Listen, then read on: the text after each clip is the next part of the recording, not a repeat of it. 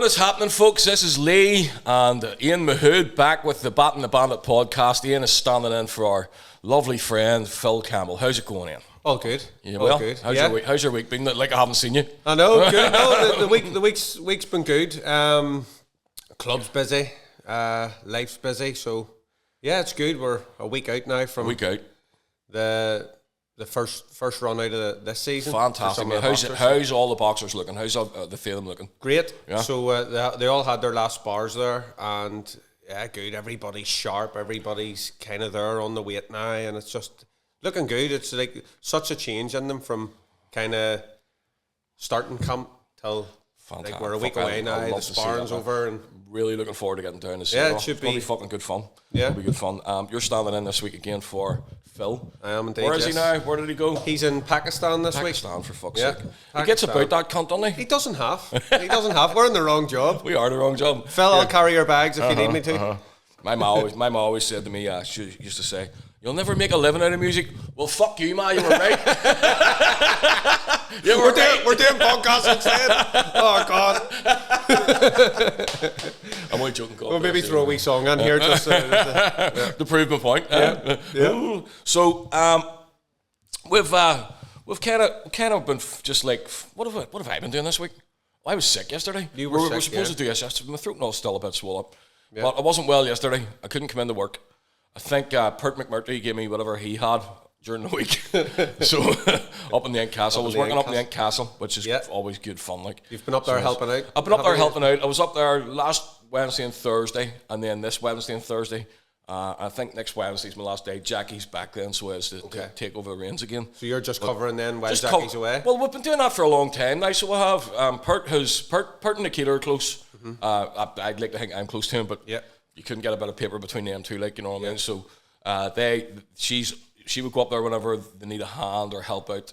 And sometimes, you know, people go into that shop and ask for her because she does a very specific type of thing. Yeah. You know what I mean? So I was up and had a lot of fun there this last couple of weeks.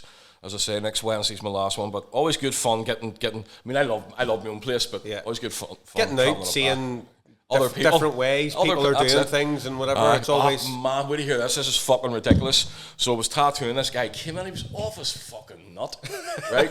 Denied it though. Out fella, maybe fucking 55. He came in, fucking one eye rolling about his head, and young Jack, the other Jack. He came in and he says, he's looking at an armband off like a crown of thorns armband. Okay. Excuse me. But he was looking to swallow in the back of his hand as well. But he came in and he was sitting there and he was jumping about. And I was tattooed. I just knew this is going to be quick. I'm going to get this done quick. Yep.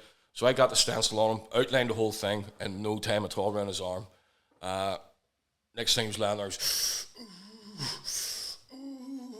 and I says, "Mate, are you okay?" I thought he was going to fucking die. What was he doing? I thought the cunt was going to die on the chair, right? So I kept saying to him, "Mate, are you all right? Have we got a problem here? Is everything all right?" But he just goes, "Oh, I'm fine. I used to be a heroin addict." See, as soon as he said that, I looked at him. I said, "You still fucking are. Yeah. Look at the state of you. Yeah. You can't you." And then he shit himself. Oh, no way. Mate, right in the chair. Mate, it's the last 30 seconds of the fucking tattoo that I was doing in his hand. He just leaned back and went, just out. It was fucking disgusting, man. I was just like, what the fuck? I said, what the fuck did you just do there? I'm all right. I got his tattoo finished, got him wrapped up. It was the quickest fucking swallow tattoo I'd ever done in my life. 7 minutes from start to finish to get this cunt out of the room. But, mate, it was just...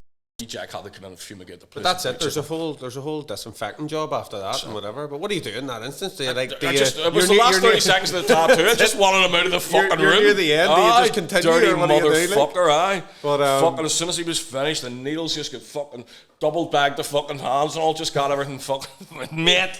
Disgusting. And he paid okay, did he? I paid all right, aye. Okay, I gave maybe paid a bit more. But see, there's people like that in the world. You know what I mean? There's just people.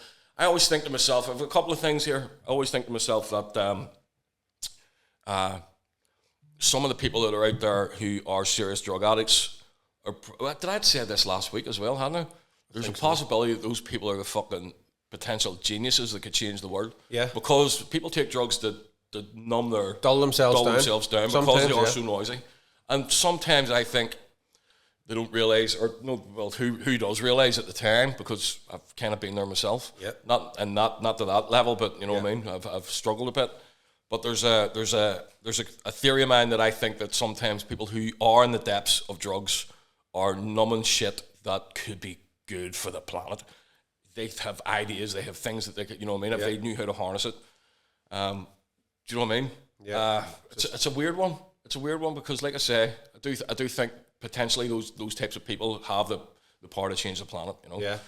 No, I would agree. I would agree in some cases, like 100%, because we have done a bit of work and stuff with homeless people. Ingrid more so in the club. She used to go up and help out on a Tuesday night with a wee group called Carrick Connect. She would have went up and done the homeless project. Yeah. She worked with a couple of them, and like she would have come home and says like some of the conversations with them are class, like, but it's just a shame that it's gone that way. But there's a lot of different reasons for it, isn't there? Yeah, there's a lot of different reasons. There's a depth to a lot of those folk that are struggling. You know what I mean? Yeah. Some people, yes, I agree there that maybe they take it to dull things down and whatever, but others are just bad wee rips too. Like there is wee badness, but again, the wee badness are always the best boxers. No, if you can harness them. If you can get them, if you can get them there, and harness them and kind of tame that down and tell them this is your fucking outlet here. See that ring? See them bags?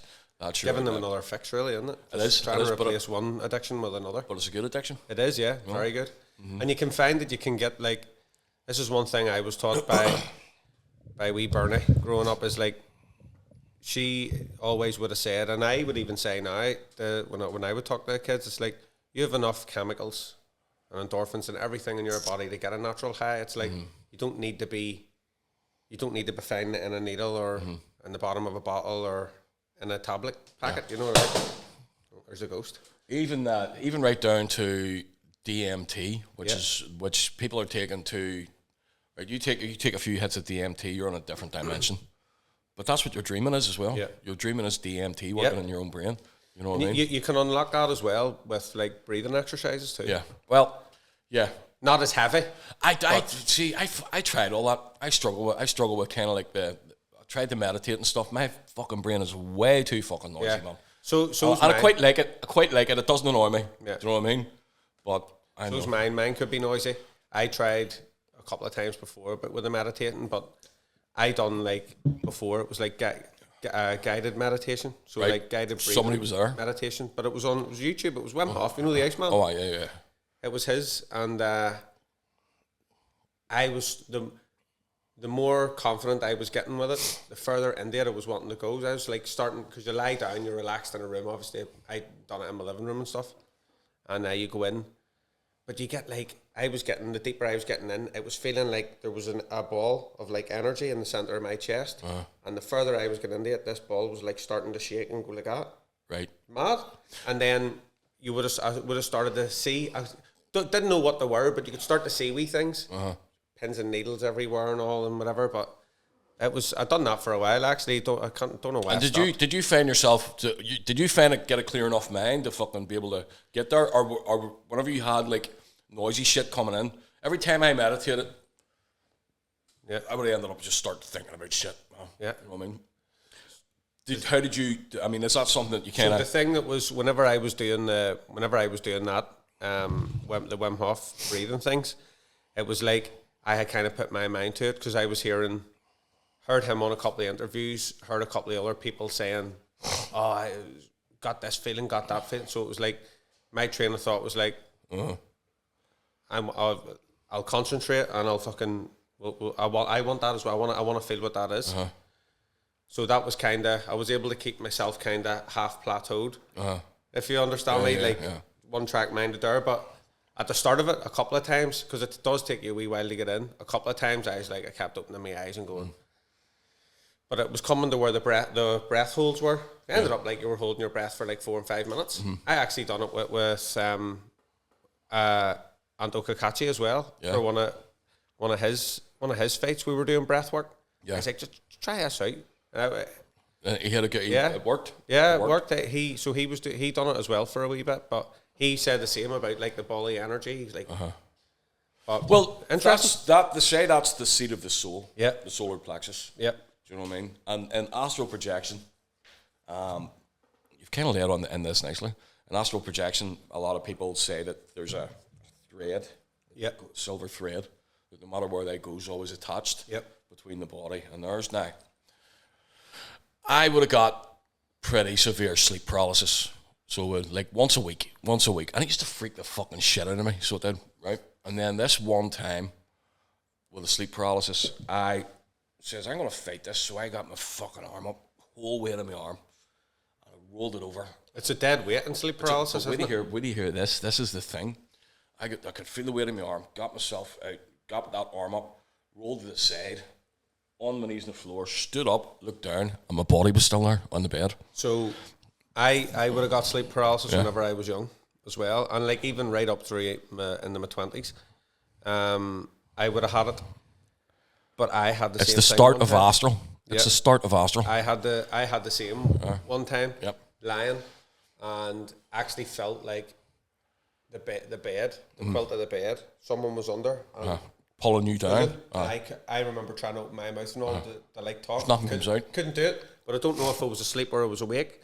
But I remember then it was like, you had kind of touched on it from an experience you've had as well before, but it was something similar. It was like, the next thing I was sort of walking and pushing the bedroom door. This was what I was saying. I was pushing my bedroom door open. Yeah, but you're aware. Watching myself. You're as awake and aware as you are now. Like, I mean, it was fucking nuts. That's a couple of times I've managed to do it, but it's never at will. It's always whenever I'm in that state. What do you think of astral projection? It's something that's always. I think the astral dimension's a real thing. Yeah. I think it's a real thing, and I think there's a lot of dimensions are fucking perfectly real. Yeah. I mean, on the last mushroom trip that me and Phil done, I was out in the backyard and the stars were all above me, bright as a fucking button, streak of the Milky Way, right? The streak of the Milky Way. Everything was just there. And it was the first time that I kind of got a realization of, like, I don't know, the fourth dimension or whatever. Yeah. Because I could see, but gridded in cubes, you know, like a perfect grid of cubes. Yes. And when I put my hand up and through these cubes, right, whenever I moved my hand around, it was like swishing water. The stars were all just moving around with my hand. So in that dimension, the stars that are, some of them are billions of light years away, were just like a few inches away, man. Do you know what I mean? In that dimension. But that would make sense even to say, like, what's written in history and the scriptures, like the waters above from the waters below. That's right. That was in Genesis. Yeah. Yep. Interesting. It's fucking brilliant, man. But there's people as well there that say there's the danger to it is like when the astral project to go that far in, they can't come back, or the struggle to come back. Well, I don't know. I've had 3 or 4 really good ones, right? Meaningful ones now, not just ones where I was fucking about around the astral. Yeah. Proper meaningful ones. It's a conversation for another day. Yeah. I never felt out of my depth or out too far out, and I didn't have that silver thread either. Yeah. And always felt very safe. If anything, I struggled to stay in it because you know I remember talking to an entity, and he was explaining something to me, and he kept saying more or less like, "Do you understand?" But I wasn't hearing half of what he was saying. So I remember saying to him, like, "I'm so sorry. I'm trying not to get pulled out of this. Yeah. I'm trying to stay here with you. I'm trying not to get pulled out." And he says, "It's okay. I'll give you it as quickly as I can." And he started explaining, you know what I mean? While it was but I could feel myself almost getting sleepy in the astral. Yeah. And I know if I get sleepy, I'm waking up in the bed. Coming up. Do you know what I mean? Fucking crazy, man. Crazy. That's mad. But that's maybe 4 or 5 really fucking good ones I've had, and I've only ever been able to do it from sleep paralysis. Yeah. No other way. I remember, I forget his name now. If you Google him, you'll be able to find him. He was was he a Satanist? Or was like head of the Satanic Church or something? Anton LaVey. Anton LaVey wrote the Satanic Bible. He's a Mexican guy, I think. Mexican guy? Yeah. So I'll get you. Not Aleister Crowley. No. I mean, he was the Temple of Thelema. The guy, he's still alive now, but he turned to Christianity. Right. And he goes now basically and talks in the church, but he says that's what he would have done. Yeah. So he would have done his rituals with the satanic rituals, right? but he says in his testimony that he actually worked for Satan, right, and whatever. But he would have astral projected, and went and basically visited people of the Christian faith, scared the fuck out of them. Wow. So he was able to like get send info back so that they could get like possessions and would put wee things on them. That's It's nuts, a man, mad one. Like, I must find out about that name because I would like to read that. But he so he talks a lot about astral projection. Yeah. So he did. Yeah, I mean it's very much frowned upon in the Christian faith and any of the Abrahamic faiths, I think. So back whenever, I mean, there's a part where they talk about King Solomon in the Bible. I think it's Samuel 1 and 2 and Kings 1 and 2 is David and Solomon, right? It's the two of them. So that's their story across the Old Testament. And Solomon was the most beloved, kindest, dead honest king, and they're fucking wax lyrical about him, you know what I mean? They absolutely adore him. And then it gets to the point where it says, so then Solomon started practicing necromancy, and then he went crazy, and then that's where they stopped talking about him. So it was all this led up to this real dead end, where they didn't explain any more about it. But what happened to him when they say practice necromancy and went crazy? Yeah. What he was doing at the time was he was writing the Key of Solomon and the Lesser Key of Solomon. Now the Key of Solomon was where he brought up all the angelic beings. He worked out the triangle of art, what you had to write around it to hold the entity. That's what he was doing. He was in I'm assuming like a stone laboratory with all this shit around him and all these fucking bits of glass and fucking mirrors and shit or whatever they had at the time. But what he was doing was he was calling up entities. So the Key of Solomon is the Enochian entities, which is what would be considered angelic beings. Yeah. So he brought them all there, wrote down their trait. What do you like to? What's your thing? He wrote down their traits, right? What they were good at, what their speciality was. If you call them up, what you can get them to do for you that you need at the time. So there's different ones do different things, obviously. Yeah. And then sent them away. But then he did the Lesser Key of Solomon is the goetic demons. Okay. Right? Okay. So he called the 72 goetics up again, wrote down their traits, what they were good at. Like there's, for instance, one called Marbus, right? Marbus, when they appear to you, he appears as a lion. Okay. And it freaks most people out when they bring him up. So he says, ask him to appear as something a bit more like that you can handle. Yeah. And then so he'd become a human with a lion's head. And he was a really good mechanic, so he could fix your body and shit, or fix machinery, or like, you know, he was good at that, or work out the right dimensions of a building. You know, he could do all that there, but he could also give you diseases and shit as well. You know what I mean? So but it was the same. The fucking Enochians and the Goetics both had good and bad in them. Yeah. Do you know what I mean? There was none. You know what I mean? You better maybe fucking facing up with a demon than you would with one of them angels. Yeah. Because they have no love for you at all. Like, you know what I mean?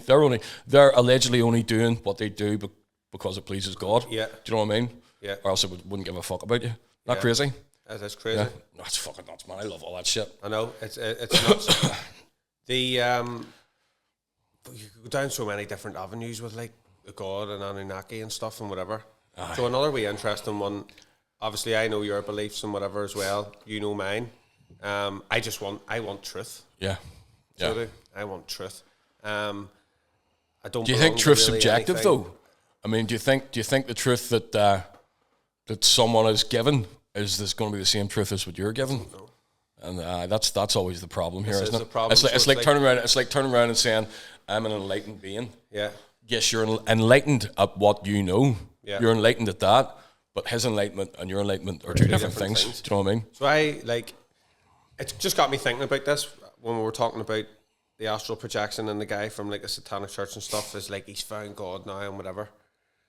Do you think, or what's your thoughts on like, I found God, life's good. Have they found a God, or have they found themselves? Are we as the spirits? Well, I don't think that that thing it exists somewhere. Yeah. It's not mine. It's not yours. Yeah. You know what I mean? Yeah. I think what they find is the people. Yeah. I think what they find is the comfort of the church and the surrounding. I think the church is where the comfort is. Yeah. The people who minister to them, the people who, if you're a wee new Christian, you go in and you have so many people above you, and they're all trying to help you. Do you know what I mean? They're all trying to make sure you stay in the fold. You know. Yeah. I'm not a fan of Christianity, as you know. I think it's I think it's a disgusting fucking religion. That's my thing. Yeah. But I do know some really good ones as well. Yeah. And those really good ones, they understand where they are with their own faith, and their faith's very personal, and that's it.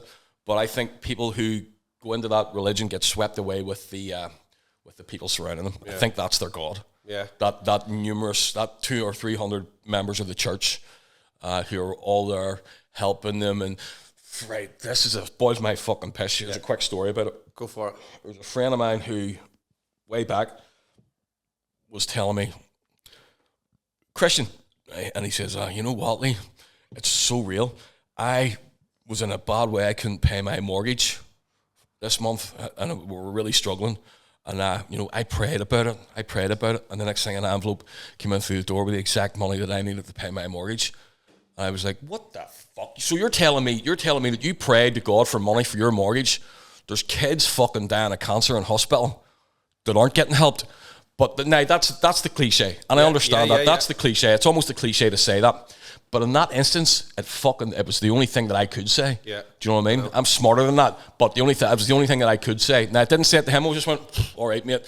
And then that was me and him. I actually just went. I don't want to be around somebody like that who prays for fucking money to pay his mortgage. Gets it. What happened here was he prayed in the church. He was heard praying, or prayed in a wee circle of people. One of those people says, I sort him out, and that's his prayer answered.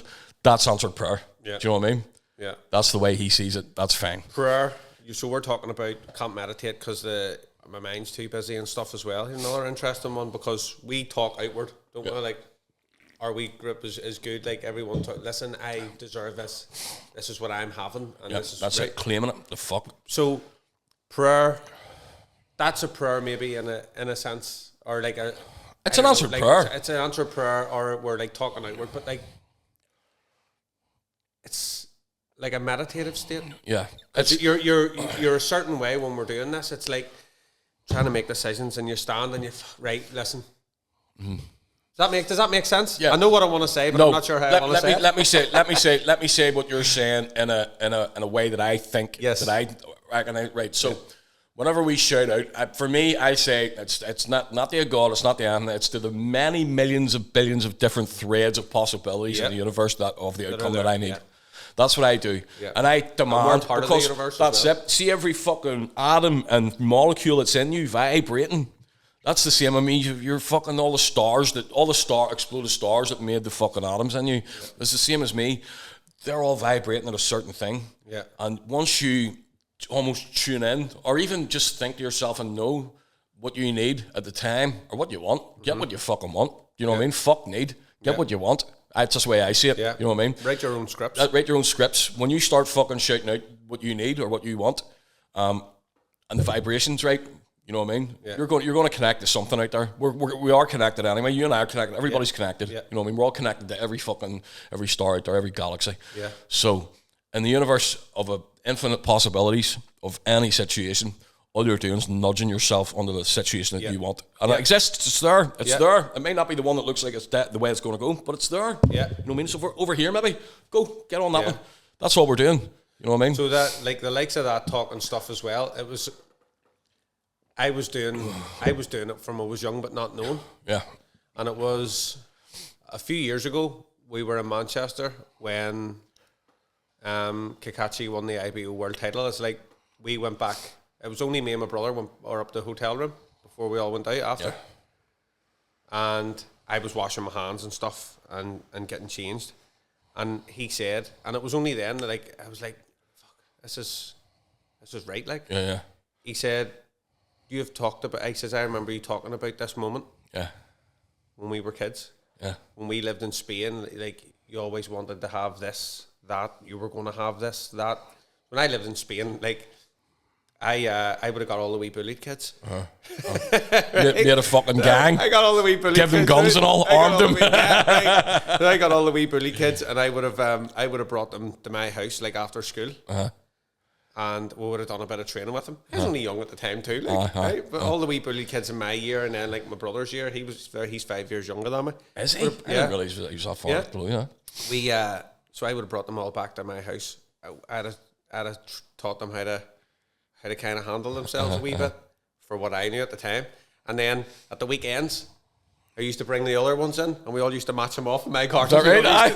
We all used to be death matches for fuck's sake. Brilliant. But that's what my brother said. He was like, "You've talked about this from you were you were young. Yeah. Like you have put this out all these years." Yeah, I remember having I had an obsession with America. I watched The Fall Guy when I was a kid, Smokey and the Bandit, all those old movies, you know, fucking Any Which Way But Loose, Every Which Way You Can. Do you remember those, the Clint Eastwood ones where he was the fucking burn up a box? Yeah. Right turn, Clyde. So I grew up on all that, man. So I had this fascination with the USA, like deep fascination. And I remember being maybe 6 or 7 and scribbling down on a wee note how much of my pocket money I would need to save to get me out there to live, you know what I mean? And as a kid, the innocence of a kid assumed that my mom and dad still would give me pocket money now. Do you know what I mean? So I had it up to about maybe 35 years old, pocket money at £3 a week, you know what I mean? And I had it all calculated and all, but what I would need, that's bound to be enough to get me, and I folded that up and I put it under my carpet, you know? But there you go. Years later, I worked there quite a bit, and you know, I wouldn't live there for loving their fucking money. It's a fucking hard place to live, you know. The power of the mind. That's the power of the mind. And exactly. We can all write our own scripts, and we all have something nobody else has got. Yep. Everybody has their own individual fucking stamp in the universe. You know what I mean? And I think there's something beautiful about that. Can you imagine? Right. Okay. So Neil deGrasse Tyson said something interesting. He's an astrophysicist, fucking unbelievably big, bright character. If you haven't checked him out, go and watch some of his videos. He's great. But he said, of all the possible people that could have been on the planet or could be here, of all the billions of fucking sperm that comes out of every dick, that one is the one that made you. Yeah. And it wouldn't have, even if that had happened the day before, it wasn't going to be the same sperm. The day after wasn't going to be 2 hours earlier, wasn't going to be the same. Yeah. Of all the possibilities of people, you could have ran down the leg, but you didn't. You know, you could have been a wank. Your fucking mad jumped on it the last minute. That's it. Could have ended up on the curtain or something. You never know. Could have ended up a blowjob. Yeah. Do you know what I mean? But he's right. Yeah. Of all the possibilities that bring you here.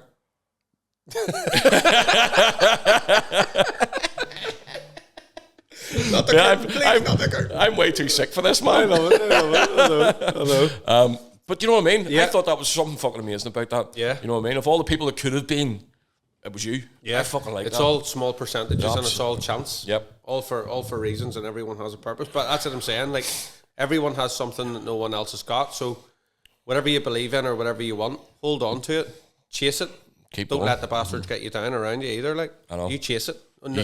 No one can see it but you. So have you ever came across blatant jealousy? It's not an emotion that I have, and I know it's not one that you have. No. But have you ever came across blatant jealousy in the face of it? Yeah. You know what I mean? I see it regularly. I've seen it a wee bit this week too. To be honest, right? Yeah. But I know what you're talking about. Yeah. I know what you're talking about. But we'll leave that one where it is. Yeah. But you know, I was kind of almost like fucking blind to it. Do you know what I mean? But I think that's more to do with I don't really give a fuck about people around me most of the time anyway. There's a small handful of people who I genuinely care about. Yep. You know what I mean? And that's it. So whenever people have actually said that's jealousy, and I went, I didn't even recognize that, and went, no, it is. That's jealousy. But it's because I don't care. Do you know what I mean? I know. You know, and I hear like, fuck, what am I doing? Yeah. I'm not doing anything out of the ordinary. I'm having fun. I'm having fun, and that's what people don't like. Having fun, you're making your way, and you're doing what others kind of. You're in positions others want to be in. I remember saying to somebody before, I said, well, why would they be jealous of me? If you know what I mean? The stuff that I've done took me years to fucking learn. Like, I mean, it's not something it's not something that people don't see that. People don't see the groundwork in the background. A lot of the envy and the jealousy sometimes and things that are put out, what I have found is that it's just a projection. They're projecting themselves. Does that make sense? It does. Yeah. He's fucking this, not whatever. It's just a projection of you, mate. Go and look at yourself for 5-10 minutes in the mirror and talk to yourself. And fix that. But you're a smart motherfucker. Jealousy as well. This can touch on to another subject actually here as well. Are they mentally sure of themselves? So that leads us maybe into a bit of mental awareness. Mental health. Well, here, listen. That's a good point. Is there a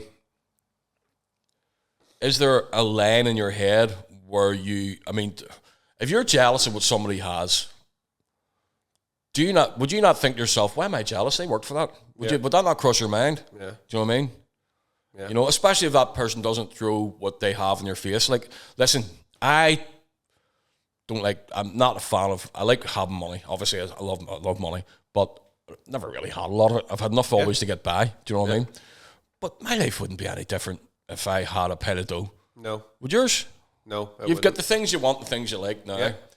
And I'm a simple creature. So are you. But maybe have a couple of meals out during the week. I would eat out most nights of the week. I tell you as well, and anyone that like truly knows me will tell you this too. Like we had a conversation before. It's like, no matter what successes I will make and continue in the future, right, or have done before, I always take it back to the people that done right for me, right? Yeah.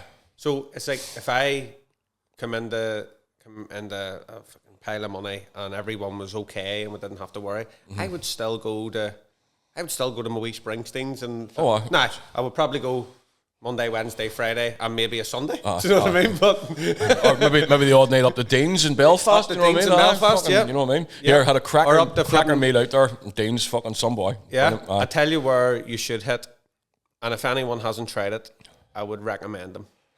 There's a place. Do you like Italian food? Yeah. Okay. So there's a place in Lisburn Road. It's called Nico's. Okay. Yeah. Owned by two guys, Stephen and Christian. Do you know them? I know them. They're good guys. Okay. Jesus, what great food! Like tell me, you so can't just fucking start that. I'm a foodie man. You got it. So in Nico's, it's very Italian based. So you've got your pizzas, your pastas, and all that. Beautiful, lovely setting on the Lisburn Road. They've recently opened. I say recently, it was about a year ago now, but it's still pretty fresh. Hendrix. Where's that? What's that? It is in. Hendrix is in, I want to say the name, but I don't know if it's correct. Up past the museum. Stramillis, up the left. Yep, so museum, turn left up there. Yeah. Stramillis Road. It's up that way. Hendrix is nice. Hendrix isn't Italian. You can go in, you can get your burgers in Hendrix, and you get it. Lovely. Used to be, I forget what it used We must be hungry, mate, because we've just went off on a tangent here talking about restaurants and food. My mouth and everything's watering, but yeah. From mental health. Go ahead. Nico's and Hendrix is a wee spot we actually have to go. Yeah. We'll have to book a table and go. So let's do it. Let's do it. Yep, we're going to come and see us. So mental health. Obviously, we can only talk about men's mental health and stuff like that. There, obviously, you have people underneath you that you are always looking out for who are both sexes. You know what I mean? Because there is only two, you know. But anyway, so here, right? Okay, there is only two. But can men get pregnant? Mate, did you see that fucking footage during the week? What is all that about? The NHS now have to legally ask men if they are pregnant. That's bound to be a fucking joke, man. That can't be a real thing. Is it any wonder people's heads are messed up? But here, that's. I mean, fucking somebody stands. If somebody in the NHS stands and asks me, "Are you pregnant?" I'm just going to go, "I'm a fucking man."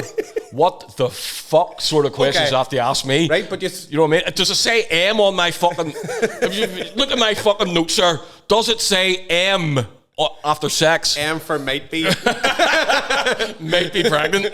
But so, I mean, yeah, I saw that and I really couldn't believe it. The world nowadays blows my mind, right? And it's like, I just don't understand things and it annoys me. Yeah. But what is the follow-up to that? So, like, any one of us go in there, do you think you're pregnant? Listen, it could be. What's the next step for the doctors? The thing is, that's what I'm saying. We're talking about mental health here. There's going to be guys who are going to come in there and go, I hope so. Yeah. Or I think so.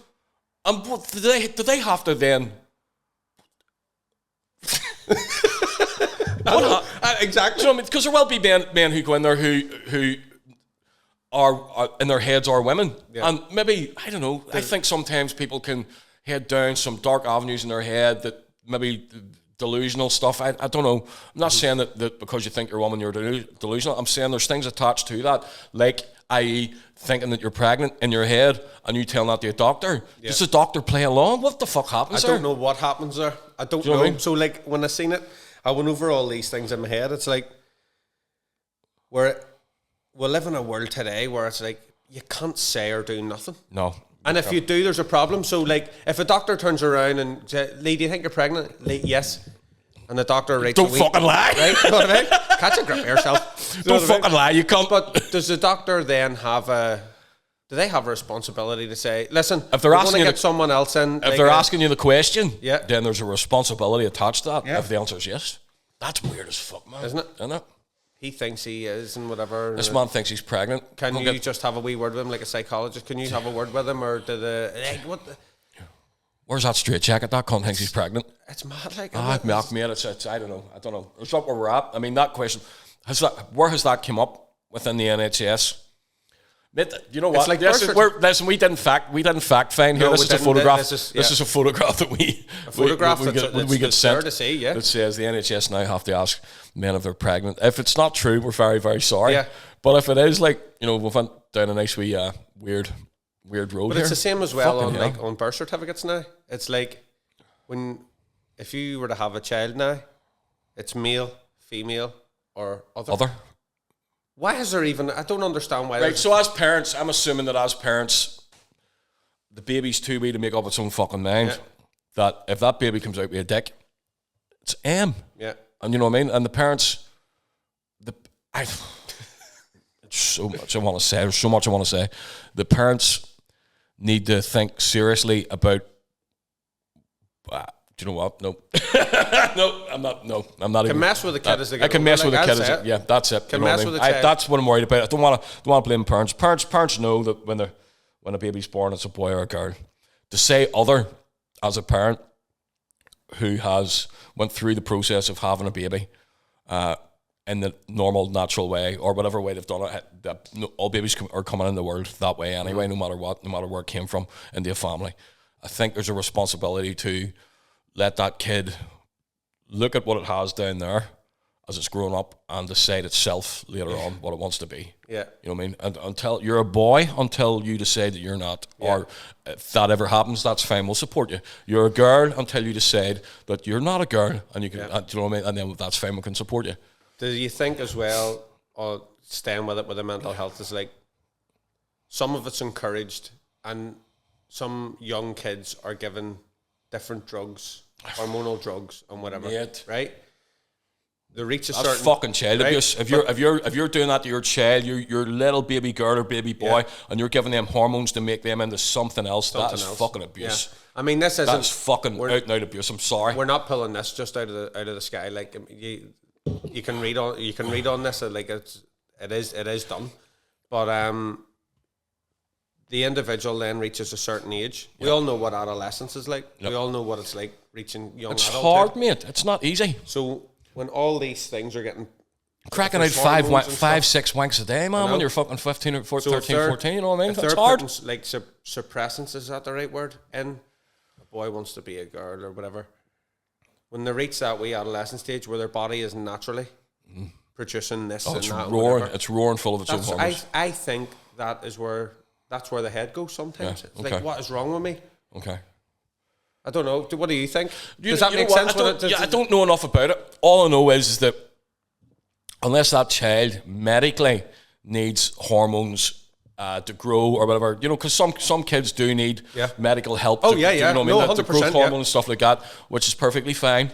But if you're a parent giving that kid hormones and letting that kid have hormones to be, and he's maybe 5 or 6, saying that he's, you know what I mean? You know what I mean? I'm sure I stuck an dress on when I was 5 or 6, didn't fucking, listen, you know what I mean? There is, we all had, it's one thing that's dead now, right? And it's a sin that it is, imagination. Yep. There's none. It's a fucking... So a lot of like your listeners would be kind of around our age, maybe a couple of years younger, a couple of years older. We all had we all talked to an imaginary friend and all, like. Yeah. We all sat with... I remember sitting once, I'll not name who it was, but we were sitting, and the kid, I love watching it, because I love the wee worlds to create, because I used to create worlds, I still create worlds in my head, right? But had a wee world created with their toys, and the one toy was talking to the other, and the parent was turning around and going, I think there's something wrong with him. Like he said, because they were playing with toys. I near choked on my Leave them. Like it's let them have an imagination. When I was a kid, that's all we had. When Yeah. I was a kid, that's all we had. We had a blanket and a pair of Star Wars figures. Yeah. And we fucking had the best time. You know what I mean? Yeah. That's what me and my kid brother. You know, and that's what we done. That was how we got our time pass. We set up ramps for cars and. Said, fuck, we'll set up ramps outside and fucking near kill ourselves. Your mate didn't give a fuck. See some of the size of them ramps you fucking built and fucking hammered down a hill on a BMX and gone up over it. No. And you wouldn't dream of it. You know Absolutely not. That's I mean, you're going to think, my kid's going to die if he's doing it. Yeah. Fuck, we used to fucking do it flat out. No helmets, no fucking elbow pads. Fuck So all. me and my cousin, Matthew, we were flipping. Him and me were two rockets when we were young. Like again, if we were born today, we'd have everything going, right? But definitely ADHD. But ADHD. Here's ADHD. Sorry, I didn't mean. no, go. ADHD, I think, are the soldiers. Yeah. I think fucking the autistic are the fucking scientists and doctors. Yeah. Do you know what I mean? Yeah. I think there's maybe an evolution thing here. I think that's a human evolution. You know what I mean? Go ahead anyway. So whenever we were young, we used to do the same. So we would have, and I'm sure some of you have probably done it too. It's a bit of nostalgia for us all. We used to crush up. We used to stand on like a Coke bottle or like a Coke tin, shove it in the back of the bicycle tire. So it sounded like a motorbike. Cycle, so it sounded like a motorbike, right? But we had a slide out the back of my house just before I moved to Spain. I was only young. A big slide, a big yellow thing.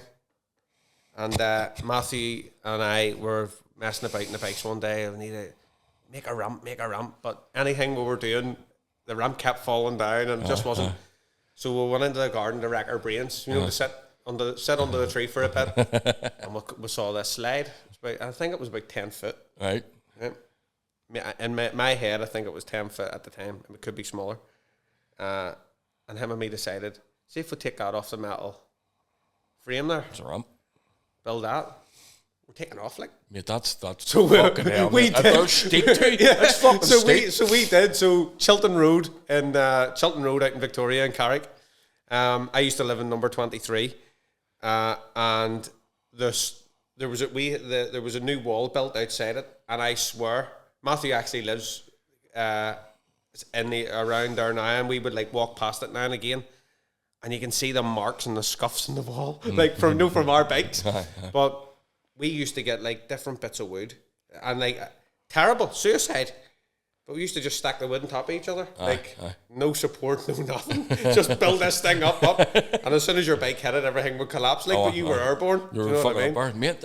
We had a couple of mad crashes. Like there was a boy, Hammy. Hammy used to live across the road from us.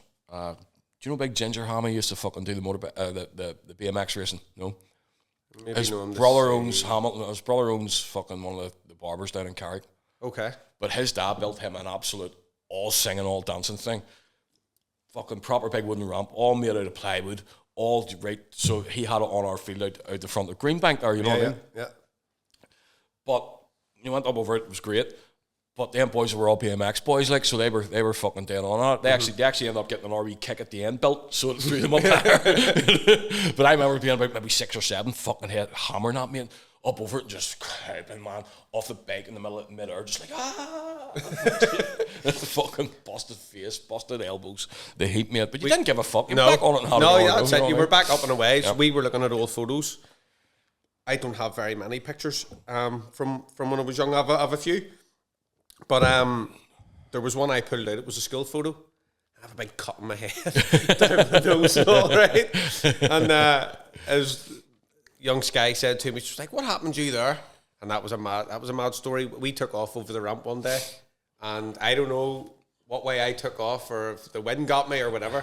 I wasn't going straight. I was heading for the neighbour's garden. Fucking love it. Right, but the tire hit the top of the wall, and I landed in a rose bush. Fucking nose out, right down. Nose dive right in, and cut me to ribbons, like.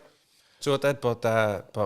Well, listen, we'll take a wee piss break here, and then we'll come back. We've got some cool shit to talk about. A couple of things we want to touch on. Absolutely. Brilliant. Let's do it. Mate, that's really good. Yeah. How are you feeling? Welcome back, folks. This is the Bat and the Bandit with the Boxer and the Bandit. Yes. And the second last 15 minutes. I don't know. What have we got left? We're in the second half. We're in the second half. Do it.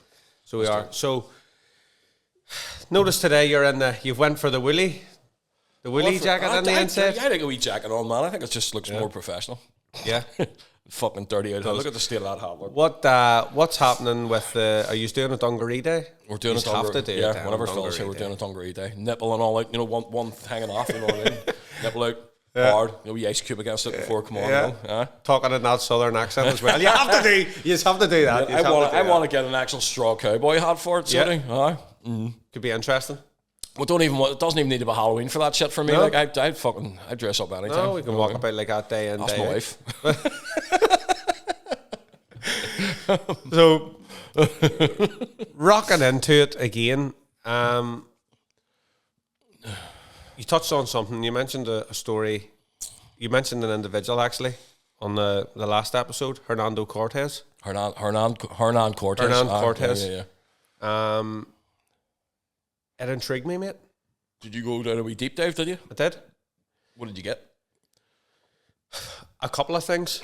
One thing blew my mind. It's just like the mindset. So He was an evil bastard, like. yeah, he was. But Montezuma, the guy that he he was a like bad cunt overthrew too. in the end, he was just as bad as you said last week. There's a reason for that, though. But I mentioned it last week. But anyway, go ahead. Yeah. I want you to. So when the Spaniards come in to invade, like Mexico and like where Montezuma and stuff was, where the Aztecs were, I mean, he docked them. So all the boats docked. They all got off it, and supposedly Cortez marched them so far inland, told them all to turn around and look, and they all watched their boats sinking. And He scuttled the boats, didn't he? Yeah. I'd heard that before. put holes in the boats and basically says, "Right, lads, you're conquering here or dying." Fuck. Mad, isn't it? He didn't take that many over with him, but was there? No. Was there even 300-400? No, there was a couple of hundred, but what put the fear in the people on the land was, like, at that time, horses, they were either extinct in that part of the world or they'd never been seen. Right. So when he arrived, all the horses were done in armour and they were all in their armours as well. So, like, the locals, it freaked them out. Aye. They thought thought it was like like- fucking aliens. Yeah. And they described it as, like, part deer, part human. Fucking hell. Aye. Yeah. You could see that, yeah. Yeah, so they had never seen like an army of horses. You know what I mean? And they would never knew either. The armies then as well didn't know how to deal with heavy horse. Yeah. know what I mean? Yeah. That's mad, actually. Yeah, crazy. So, when did he arrive? 1500, 1500 something. yeah. Where the Montezuma died around 1520, something like that. So again, people say It's mad, sorry, because Yeah, I always yeah. thought the fucking Aztec Empire, until I looked into this a little bit a few years back, I assumed Aztecs 1,000 years ago. yeah, Do you know what I mean? Yeah. Mayan time, around then. Yeah. But they were just the tail end of the Mayan Empire, weren't they? Yeah. Something like that. They were like copies off, or, you know what I mean? Yeah. Like yeah. but they Montezuma died. Yeah, the Spaniards say that he died. I think he died from like stoning or something. But then others, the locals, were says like he was murdered. Right, Like, okay. they basically he was stabbed, and Aye. you know what I mean. But supposedly, this guy Cortez, Montezuma was bloodthirsty, but Cortez was as well, supposedly, and What was their driving forces? What to create mass. So Montezuma would have spoke with. I just kicked you into a different gear there. Go ahead. Yeah, Right? so Montezuma supposedly went to a realm and, like, in his dreams, spoke to the war god Quetzalcoatl. that you Quetzalcoatl, mentioned. yeah. Like, so it was wee big words and buzzwords intrigued me. Yeah, Like, so yeah, this is yeah, what got me last week. Apparently, he would have went and conversed with him, the war god, Right. where Cortez was said to go and have a relationship in a dream state with St. Peter. I mean, the fact that the two of them were in dream states talking to two deities as such. Yeah. That St. Peter would have been a deity. Yeah. You know, even though he was a saint, Yeah. still a deity, the gatekeeper. So he says that he spoke with, well, it's written, it's said, history says that he spoke with St. Peter, Right. and but he was encouraged basically to, like, these entities were encouraging them to create mass fucking So genocide. it was Quetzalcoatl telling Montezuma, the king of the Aztecs, he wanted blood. Yeah. and St. Peter was telling fucking Cortez he wanted blood too. He wanted blood as well. Aye. So right, but fuck, is that the same thing? Very good right, question. Okay. So this is now what everyone then was led in to believe is like this was the one entity. Because after Montezuma died, Cortez was like a man possessed. Like yeah, absolutely. So like if they thought the death rate was high when the Aztecs were solely there, after Cortez kind of took over. Isn't it funny the way the two most powerful men in Mesoamerica at the time were both being led on by something else? Yeah. Do you think that happens to the most powerful people on the planet today? Do you think there's an argument to say that, you know what I mean, you hear all this shit, don't you? You hear all this stuff from fucking the USA and the Bohemian Grove and all that, and the sacrifices and the shit that cunt fucking Epstein was up to as well. I know. Do you know what I mean? You wonder to yourself, when you get to a certain level, does something come to you or start to fucking manipulate you in a certain way? I'm not saying that that's just human fucking badness as well. Do you know what I mean? You have to be of a certain mindset to let that happen. Yeah. So if you have an inkling of some sort of dark shit that you're into, what's to say? I mean, these guys were killers. They were killers before. I'm assuming before they were ever fucking. Oh yeah, they were. Possessed, you know what I mean? You know what I mean? But for something to kind of almost fucking capitalize on that, get in the back of your head and just sit there and go, you know what I mean? Well, that was it. Sure, one of them would have tested their weaponry just on randomers. Mate, that freaked me out. Whenever do you reckon this could cut an arm off? I don't know. Grab him there and see. Bring me that kid over. I see if I can cut him in half. Fuck. Mad. Mate, that's not all that long ago. No, I know that. Do you know what I mean? I know. But when you think about what was happening around the 1500s the world over, like, you know what I mean? England and fucking Scotland, and do you know what I mean? It was all like fucking dark times, like, yeah, you know very what I mean? Very dark indeed. But we're politically dark these days. Yeah, there's you know what I mean? It's not so much that kind of out and out like fucking bloodshed or love of murder and violence the way it would have been a few hundred years ago. But there's a real dark political thing happening here. Still there. But one thing actually, and talking about it now, is what came after. What came after the likes of Cortez and stuff. So that's maybe something we should look into after. Who was next in line? Does history, because history has been proven before to like repeat itself, just with a different body. And did you not go into the after Cortez? No. Right. So because Cortez, that one just intrigued me. Yeah, that got you into that. You said last week. You said to me last week. Since I left here, I'm looking into that. There, like, there's probably a lot more to it. Yeah. I mean, so whenever Montezuma was sacrificing, he had his sacrificial days. Mm-hmm. Allegedly, now there was a sea of people running back fucking 5-6 miles deep of people who were wanting to get. Now there's probably ones at the back going, we'll have to be here, like, but you know, we stay at the back here. We'll go in late so that so that we don't get picked. We fucking Juan there doesn't have to go up and get fucking killed. Do you know what I mean? Get cut to bits, be a fucking killer up on that top of that temple. Yeah. So, but whenever there was 50 or 60 killers around the perimeter, and people just in queues, just fucking throat cut. I don't know what they've done with the bodies, like, because they would have piled up. But they would have cut the heads at the top and let the heads roll down the steps, is that right? Something like that. But apparently the blood was just like, there's no blood imaginable. This is recorded that you could ever imagine, like, seeing in a fucking big area like that. Well, you can imagine it with the amount of sacrifice and murder that's happening one after another, bang. Seconds, seconds, and nothing to the killers, like, you know what I mean? And all for Montezuma sitting there like fucking proud of himself, you know what I mean? There you go. Just Quetzalcoatl. I'm bored now, stop. Nah, listen, Quetzalcoatl, if you're listening, we're not challenging, we're not having a go at you. No. You seem like a dead on bloke. But yeah, you know what I mean? There was a woman in the story as well. I think she had something to do with Cortez. Right. You can see her history kind of doesn't go too much into her. Like a wife, or was she a local? She was. I don't know if she was a local. I don't know if she was a wife, but I think the story kind of goes as like wives are bad.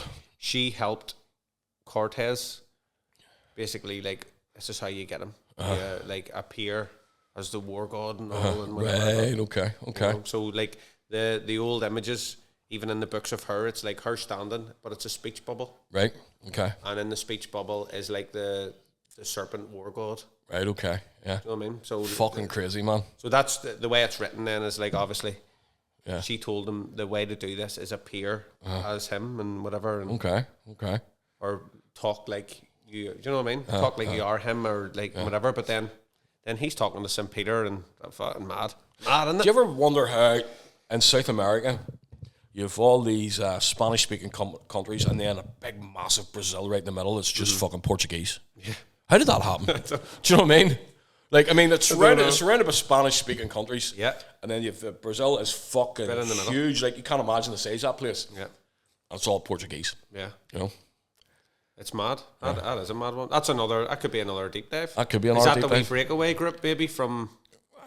Possibly. I mean, there had to be, at the time... I mean, I don't know. Listen, you have to understand, folks, we don't really deal on facts. We surmise a lot of shit. Yeah, we call it as we see it. So, at that time, in the 1500s, was Portugal still its own wee country down that strip at the back in the Spanish fucking country? Mm-hmm. You know what I mean? Was that still there in the 1500s? Or was that just like a sect of people who maybe jumped on those boats as well and went out there? Just went there. Went there with the Spanish. I actually have a wee friend of mine's from Brazil. So he is. So that's a question I'm going to put to him this week. You ask him. Can you answer me this? Yeah. And here, on that bombshell, is that us? Are we done? Yeah. Have you anything else you would like to touch on? I would just like to fucking point out our socials. Iain Mahood, give us yours. Yeah, so you can find me on Instagram and Facebook, Iain Mahood. And you can also find the Boxing Club on Facebook, Instagram, and TikTok, Evolution Boxing Club. And remember, for our dear friend who's, God rest you, he's not even dead, I don't know why I'm saying that. PC Commentary, Phil Campbell, PC Commentary on all his socials. Yeah, PC I'm Lee Rogers Music, and fuck, I can never spell this. L Rogers on Insta, ELROJERZ on Instagram as well. Common and listen, that has been episode, what's this, Jack? 8? Episode 8 of The Bat and the Bandit, the boxer. It's mad that we're like at episode 8. It's crazy. And you know what? It's been good to. So I'm going to finish on a story. You do your thing, man. All the time in the world. Going to finish on a story because again, it touches on Phil a wee bit, right? Yeah. So we were going down to Dublin with one of the pro boxers. Yeah. Right. Phil came down with me to Dublin to watch the sparring. Yeah. So he was fighting a southpaw. Right. Yeah. At the time. And I brought Phil in. He'd done a bit of sparring with him, but we went to Dublin to spar. And on the way down, we were talking. This was a couple of years ago. We were talking about podcasts and doing something, and he says, "Do you know me and my mate? We've been talking about this but I hadn't met you yet. 15 years, man. But I hadn't met you yet." So I was like, "Right, okay." He told me the name and what we're thinking and whatever. And then fast forward a couple of years. We're coming down here for episode 1, and it was just nice sitting in my wee usual spot over there. I know. Episode 1 was shaky, but we got there, didn't we? But listen, it was an icebreaker. It's a start. Yeah. But it's nice to see. It was nice to sit there and go. Yeah. The big boys talking about it. That's well. Listen, we got doing it. You know, it's wonderful.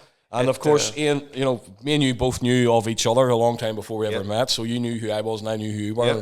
It was just sort of serendipity brought us together. So this is fucking great. 100%. We've a good wee team around us, haven't we? We'll have a brilliant wee team, and I just hope that Phil's not watching in Pakistan or whatever other Getting part jealous. of the world, and he's going, "Oh, he's terrible." He's wrecking the podcast league. Get him off. No, you're far from terrible. If anybody's terrible today, it's me. I'm breaking into fucking. Yeah, sweats you're over not. there. You're still not well. You're still not. I'm going to go home, get some paracetamol, and then I have to come back in here to work the whole day. But here, listen, is it really a job if you love it? Yeah, that's it. If you find something you love, you'll never work a day in your life, isn't it? So to say. Folks, that is us. Thank you so much for joining us. We love you, and we will see you again next week.